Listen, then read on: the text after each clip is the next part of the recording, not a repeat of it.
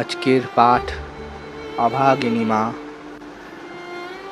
একদিন আমি কাউকে একটা কাঁদতে শুনি। একটু খোঁজাখুঁজি করার পরে দেখি মা একটি ঘরের কোণে বসে একা একা কাঁদছে। আমি দেখেই মায়ের কাছে গিয়ে মাকে জিজ্ঞাসা করলাম, কি হয়েছে মা তোমার? কি হয়েছে? কাঁদছো কেন? কিসের এত দুঃখ তোমার? বলো মা, বলো। মা আমার এই প্রশ্নের উত্তরে চোখের জল মুছে বলল, সালটা ছিল 1995। আমার তখন বয়স সবে 15। তখন ছিল আশ্বিন মাস, পুজোর সময়। এমনই একদিন বিকেলে আমাদের পাশের পাড়া থেকে চাঁদা তুলতে এসেছিল। সেখানে ছিল 5 জন ছেলে। তাদের মধ্যে একজনকে দেখে আমার বুকটা হঠাৎ করে কেঁপে উঠল। মনে হচ্ছিল বহু পুরনো দিনের চেনা। মনে হচ্ছিল সে আমার আপন কেউ। তারপর থেকে আমি কোনো কাজে মন দিতে পারতাম না। সব সময় তার কথাই মনে পড়ত। তারপর বেশ কিছুদিন কেটে যাওয়ার পর আমি বুঝতে পারলাম আমি তাকে অসম্ভব ভালোবেসে ফেলেছি, কিন্তু বলার সাহস হতো না। এই সব কথা একদিন আমি আমার সব থেকে প্রিয় বান্ধবীকে বলি। সে সব কথা শুনে বলল, এই ছেলেটার বাড়ি তো আমার পাশেই, আমি তাকে খুব ভালো করেছি।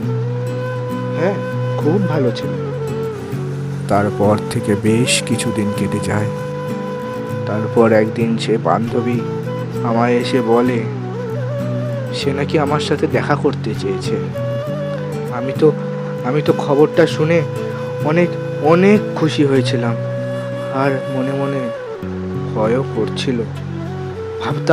ভাবতাম যদি সে আমায় না করে দেয়, তখন এই সব কথা মাথা থেকে সরিয়ে মনে সাহস নিয়ে চলে গেলাম তার সাথে দেখা করতে।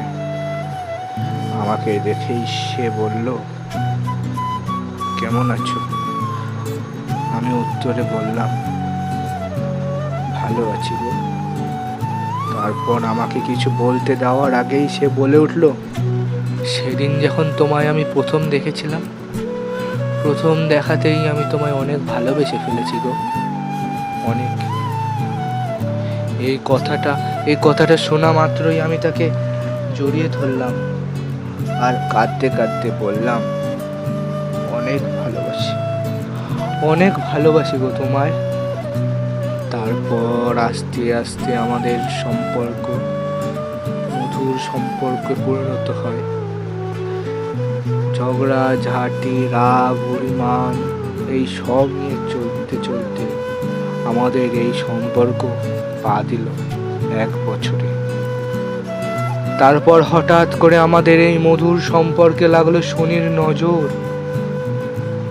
একদিন বিকেলে সে তার বাবার একটি কাজ ছেড়ে কলকাতা থেকে ফিরছিল। সে যখন রাস্তা পার হতে গিয়েছিল, তখন হঠাৎ করে কোথা থেকে একটা বিশাল গাড়ি প্রচন্ড দ্রুত গতিতে এসে তাকে ধাক্কা মারল।